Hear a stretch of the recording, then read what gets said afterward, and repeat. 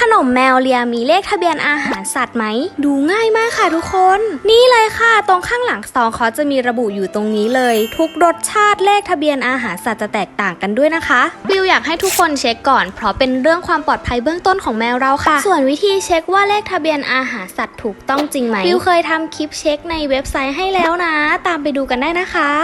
ส่วนของ Tinkerbell มีเลขทะเบียนอาหารสัตว์ถูกต้องแน่นอนใช้วัตถุดิบคุณภาพที่สำคัญคือน้องแมวชอบมากค่ะกดในตะกร้าได้เลยนะ